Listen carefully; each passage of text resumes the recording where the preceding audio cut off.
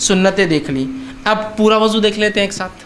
تاکہ دونوں کلب ہو جاتے، دونوں باتیں مل جاتی، فرائض سنت ہے۔ اب دونوں کو میں فرض کیا ہے سنت کی الگ نہیں کروں گا، اب دونوں کو ایک ساتھ رکھوں گا، جو کہ علی بن ابی طالب رضی اللہ عنہ کی ایک مکمل روایت ہے جس میں آپ نے پورا وضو کا طریقہ نبی اکرم صلی اللہ علیہ وسلم نے جیسا کیا تھا وہ بتایا، ٹھیک ہے۔ اور اس کے بعد عثمان ابن عفان رضی اللہ عنہ کی ایک روایت ہے جو ابو داؤد کی ہے بھی، تو ان میں آپ دونوں صحابیوں سے مکمل طور سے وضو کا طریقہ آتا ہے۔ آئیے ہم دیکھتے ہیں نبی اکرم صلی اللہ علیہ وسلم کا وضو یہ ہوتا اور وضو کا طریقہ یہ، میں اب تمام چیزیں ملا کر کہ سب سے پہلے آپ اپنے ہاتھوں کو 3 بار دھوئیں گے،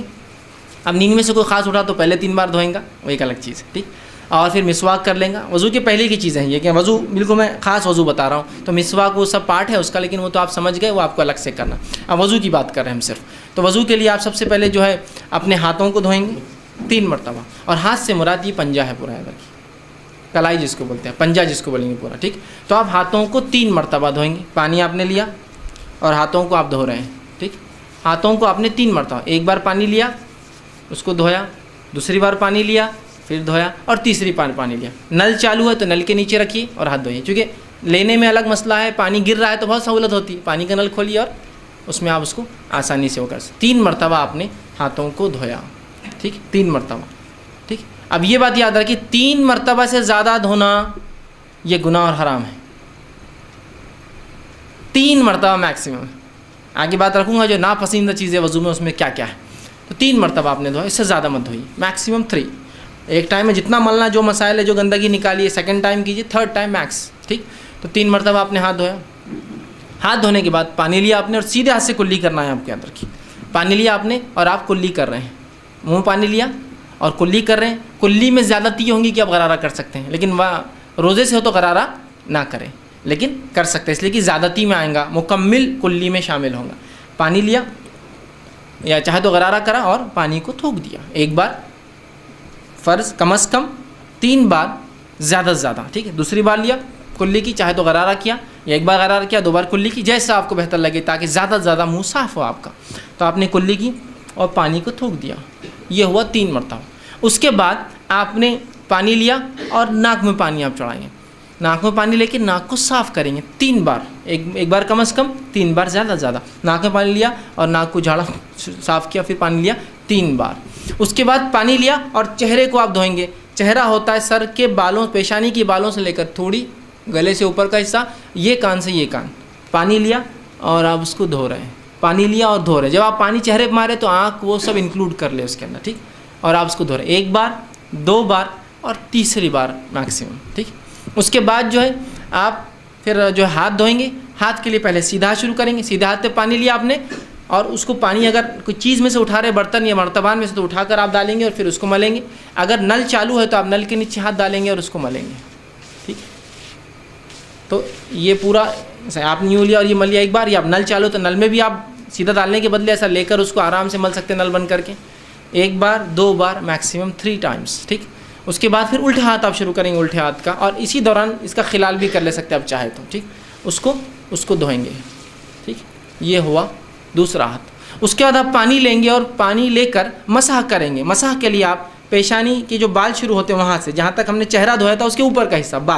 بالوں سے پیچھے جائیں گے گدی تک اور پیچھے سے واپس آئیں گے۔ خواتین جو ہے چونکہ ان کی گردن کھلی نہیں ہوتی تو پیچھے جائیں گی گردن تک اور گردن سے واپس آ جائیں گی۔ مرد گردن تک جا کر پورا واپس آئیں گے، ٹھیک، واپس آئے اور اسی اسٹروک میں ایک ہی اس کے اندر جا کے آپ آئیں گے، اس میں پھر آپ کان کا خلال، دونوں کان میں انگلیاں ڈالی،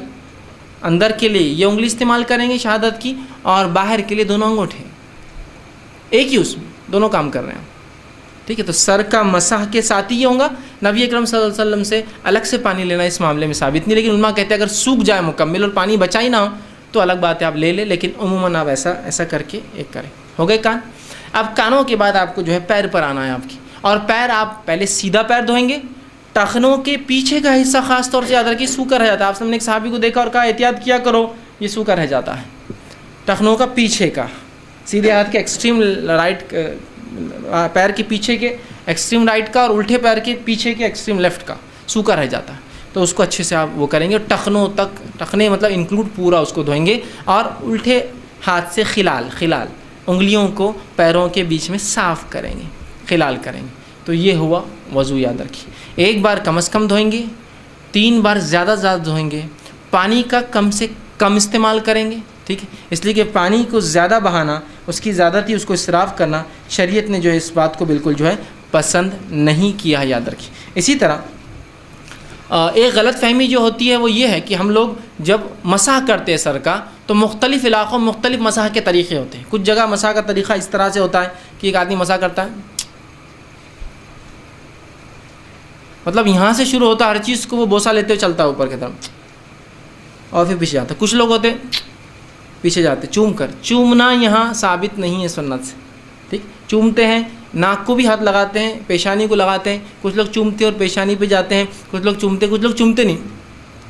اور آگے جاتے ہیں، آنکھ پہ ہاتھ لگاتے ہیں، یہ کچھ بھی ثابت نہیں، آپ کو صرف بھگانا ہے اور پیچھے گئے اور آگے آ گئے، اس میں چبنا اور وہ کرنا ثابت نہیں۔ ایک دوسرا، کچھ لوگ گردن کا مسح کرتے ہیں، گردن کا مسح کرتے ہیں، اس کا مختلف طریقے ایسا بھگانا، یہ اس کے اتنے فائدے فلاں ہیں۔ گردن کا مسح کسی صحیح روایت سے ثابت نہیں ہے، اس کے اپنے فائدے ہوں گے، فائدوں سے ہم کو انکار نہیں، اس لیے کہ جسم کو دھونے کے فائدے ہوتے ہی ہیں،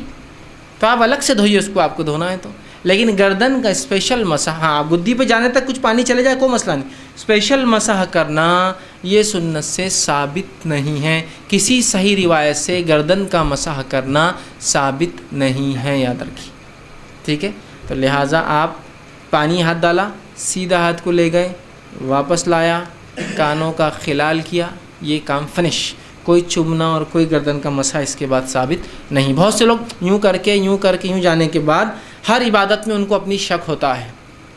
اور شک کیوں نہ ہو، مولوی صاحب بتاتے ہیں احتیاطاً، جیسا جمعہ کی نماز 2 رکعت فرض ہیں، احتیاطاً ظہر پڑھ لینا، تو وہ احتیاط کرتے، احتیاط کیا کرتے ہیں، دیکھیے سر کا مسح کرتے، پہلے تو یوں بہت چمتے اوپر تک جاتے ہیں، یہ احتیاط ہے، یہ بھیگا نہیں ہوگا تو یہ بھیگا نہیں ہوگا تو یہ بھیگا نہیں ہوگا۔ پھر واپس آنے کے بعد کان کا خلال کرنے کے بعد ایکسرسائز شروع ہوتی، شپ شپ شپ شپ، کچھ تو بھی ایسا بہت دیر تک یوں کرتے، کیوں بولے احتیاطاً یہ سوکھا رہ گیا ہوں گا تو احتیاطاً یہ سوکھا رہے گا، احتیاطاً یہ سوکھا رہے گا، احتیاطاً، ارے پہلے 3 بار دھو لیا نا بیوقوف آدمی، اب کیا احتیاط پھر سے، پھر تو احتیاطاً فجر کی 2 پڑھ کے پھر 2 پڑھ، پھر ظہر کی 4 پڑھ کے پھر 4 پڑھ، زکوٰۃ دینے کے بعد ڈبل زکوٰۃ دے احتیاطاً، پہلی قبول نہیں ہوں گی تو، حج کرنے کے بعد پھر ایک حج کرے تھے، احتیاط مطلب امت کو ہر چیز میں شک میں ڈال دیا، یہ احتیاطاً کیوں، 3 بار تم دھو چکے ہو نا پہلے اتنی احتیاط سے، اب کیا احتیاط کی ضرورت ہے، تو مسح کرنے کے بعد ایسا بیٹھ جاتے، اور بالکل ایک وہ طریقہ رہتا، اس کے لیے ایسا تک کلاسز لگانا پڑیں گی، یا کوئی آدمی دور سے دیکھے اگر چائنیز یا ملے اوریجن کا ہو تو اس نے سمجھا کچھ تو بھی، یہ تو کراٹے کی ایکسرسائز بھی کر لیتے ہیں، اپنی عبادت میں ان کے کراٹے وراٹے شامل، کیوں تو وہ اتنے ایک دم ٹیکٹفلی ہوتا ہے، بالکل یوں یوں یوں یوں یوں یوں یوں ایسا ایک دم بالکل ٹیکٹفلی چلتا ہے، تو آپ خالی دیکھنا اس کو کیا چل رہا ہے اس کو، اور اگر اپن نہیں کرے تو بعض والا اپنے کو دیکھتا، کون آگے بولتا تم ایسے کیوں نہیں کر رہے، پہلے تو گردن چھوڑ دیے اور پھر وہ ایکسرسائز بھی نہیں کر رہے، کھڑ رہے تھے، ٹھیک، تو پہلے جب تم نے دھو لیا تو پھر تم کو کیا احتیاط کی ضرورت، مجھے سمجھ میں نہیں آتا، احتیاط غیر ضروری احتیاطیں ہیں، جہاں ہونا وہاں نہیں ہے، جہاں نہیں ہونا وہاں ہے، کچھ بھی نہیں ہو گیا ہو، اب ڈبل ریپیٹ نہیں کرنا ہے کوئی چیز کو آپ کو احتیاط۔ ہاں یہ الگ بات ہے کہ آپ نے وضو کیا اور کسی نے کہا کوئی چیز آزاد سوکھا رہ گیا تو ایک الگ بات ہے، یاد ہے، اور یاد رکھیے وضو کر لیا، کر اٹھے اور آپ نے اپنے آپ کو پوچھنا شروع کر دیا، یاد رکھیے وضو کے بعد اپنے جسم کو پوچھنا بھی سنت ہے، یاد رکھیے۔ نبی اکرم صلی اللہ علیہ وسلم کے تعلق سے ماں عائشہ فرماتی ہے آپ صلی اللہ علیہ وسلم کا خاص تولیہ تھا جو آپ نے اٹھا کر رکھا تھا، آپ وضو کرتے تو اس سے پوچھتے، نہاتے تو اس سے پوچھتے، تو یہ بھی سنت ہے۔ اب آپ اٹھے وضو کرنے کے بعد آپ نے تولیے سے پوچھ لیا، اب پوچھنے کے بعد کسی نے کہا پنڈلی سوکھی رہ گئی تھی، اوہو، تو اب کیا کریں گے اب آپ کو پورا وضو کرنا پڑے گا، اس لیے کہ آپ نے کچھ اعضاء کو سکھا لیا تھا۔ اگر پورے اعضاء گیلے ہوتے اور آپ کھڑے ہوتے اور کسی کو کہتا پنڈلی رہ گئی، آپ کی کونی رہ گئی، چہرہ رہ گیا، فلاں رہ گیا، تو آپ فوراً بیٹھ کے اتنے حصے کو دھو لیتے تو وضو ہو جاتا، لیکن اگر وہ سوکھا رہ گیا، آپ اٹھ گئے اور ایک بھی اعضاء سوکھ گیا تو اس کے بعد آپ کو پھر سے وضو کرنا ہوگا۔ آپ سب سے ایک صحیح روایت ثابت ابو داؤد کی روایت ہے، ایک صحابی اٹھے جن کے پنڈلی کے بارے میں آتا، دیکھیے وہ پنڈلی نہیں ہے، جو ٹخنے کے پیچھے کا حصہ ہوتا ہے، وہاں ناخن کے برابر ایک حصہ سوکھا تھا، جب آپ کو ان کو بتایا گیا تو آپ صلی اللہ علیہ وسلم فرمایا وضو پھر سے کر، چونکہ ان کے اعضاء سوکھ چکے تھے اتنے، چونکہ کیا ہوتا ہے جب آپ دیکھیے دھوئیں گے، ایک آدمی کام دھندے بزنس سے آیا، کام کاج سے آیا اور دھویا، اور جو حصہ نہیں دھلانا وہ بالکل وائٹ الگ چمکتا ہے، اور جب دھل گیا اس کا کلر چینج ہو جاتا ہے، تو کوئی پہچان سکتا ہے اس نے کوئی نہیں برابر نہیں دھویا۔ بچوں کو دیکھیے آپ چہرہ دھوتے ادھر کا پورا باقی رہتا، آپ بولتے بیٹا یہ نہیں دھلا، کیسے پہچانا، ادھر پانی سے صفائی، ادھر سے وائٹنس دکھتی ہے الگ، تو ویسا پہچانا تو کہا پھر سے کر، لیکن گیلے میں ہے تو خالی آپ جا کے گیلا کر لیجیے، گیلے میں مطلب اٹھے آپ اور کسی نے کہا بھائی صاحب تو آپ دھو لیجیے، सूख गया तो फिर से आपको वज़ू दोबारा दोहराना होगा। अब वज़ू में नापसंदीदा उमूर, क्या काम हम वज़ू में नहीं करेंगे?